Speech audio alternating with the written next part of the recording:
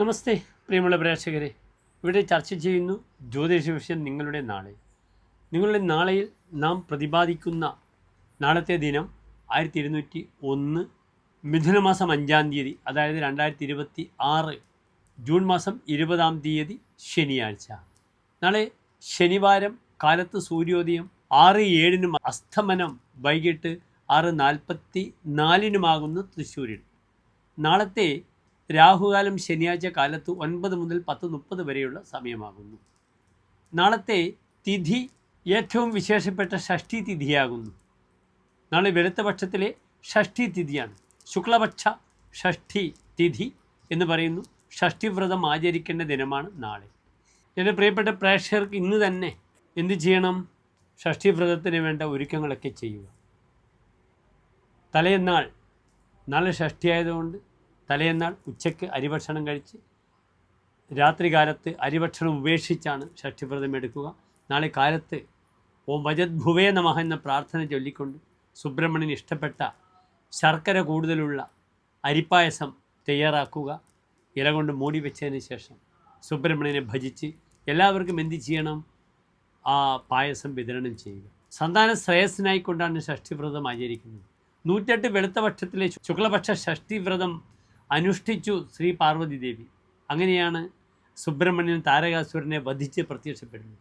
മക്കളുടെ വിവാഹ വിഷയം, സന്താനങ്ങളില്ലാത്തവർക്ക് സന്താന വിഷയം, ഇതൊക്കെ ചിന്തിക്കാൻ ഷഷ്ഠിവ്രതം വളരെ ഗുണകരമാണെന്ന് അറിയുക.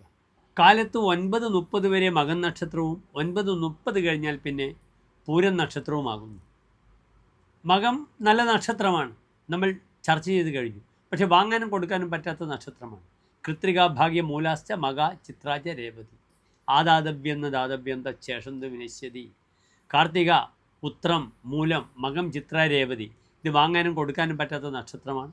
അങ്ങനെ ചെയ്യുകയാണെങ്കിൽ അതിൻ്റെ ബാക്കി പോലും നശിച്ചു പോകും. അത് കഴിഞ്ഞാൽ പിന്നെ പൂരം നക്ഷത്രമാണ്, മുപ്പൂരമാണ്. ഒരിക്കലും വിത്തിട്ടാൽ പൊടിക്കാത്ത നക്ഷത്രങ്ങളാണ് പൂരം, പൂരാടം, പുരുരുട്ടാൽ. അങ്ങനെയുള്ള 7 നക്ഷത്രങ്ങളുണ്ട്. യമരുദ്രാഹി മുപ്പൂരം. യമൻ എന്നാൽ ഭരണി, രുദ്രൻ എന്നാൽ തിരുവാതിര, അഹി ആയില്യം. പിന്നീട് 3 പൂരങ്ങളും തൃക്കേട്ട നക്ഷത്രവും. അതിനാൽ നാളെ ശുഭകാര്യങ്ങൾക്ക് കാലത്ത് 9:30 കഴിഞ്ഞാലുള്ള സമയം അനുവദനീയമല്ല. എൻ്റെ പ്രിയപ്പെട്ട പ്രേക്ഷകർക്ക് എന്തെങ്കിലും യാത്രയോ മറ്റാവശ്യങ്ങളോ ഉണ്ടെങ്കിൽ കാലത്ത് 7 മുതൽ 8 മണി വരെയുള്ള സമയം ശുഭകരമായി സ്വീകരിക്കാവുന്നതാണ്. അത് കഴിഞ്ഞാൽ പിന്നെ മുഹൂർത്തമില്ല. ഏതായാലും പ്രിയപ്പെട്ട പ്രേക്ഷകർക്ക് ശോഭനമായ നല്ലൊരു ദിനത്തെ പ്രാർത്ഥിക്കുന്നു. നാളെ കാലത്ത് എൻ്റെ പ്രിയപ്പെട്ട പ്രേക്ഷകർക്ക് 9:30 വരെ സമയമുണ്ട്. അതിനാൽ സർപ്പക്ഷേത്രത്തിൽ ആയില്യപൂജ, സർപ്പബലി.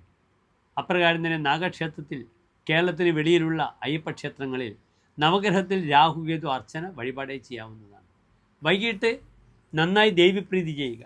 പൂരം നക്ഷത്രത്തിൻ്റെ അധിപനായ ഗ്രഹം ആരാകുന്നു? ശുക്രനാകുന്നു. അതിനാൽ ദേവീക്ഷേത്രത്തിൽ വിളക്കുമാല, പായസം വഴിപാടായി സമർപ്പിക്കുക. എല്ലാ പ്രിയപ്പെട്ട പ്രേക്ഷകർക്കും ശോഭനമായ നല്ലൊരു നാളത്തെ ദിനത്തെ പ്രാർത്ഥിക്കുന്നു. നന്ദി, നമസ്തേ.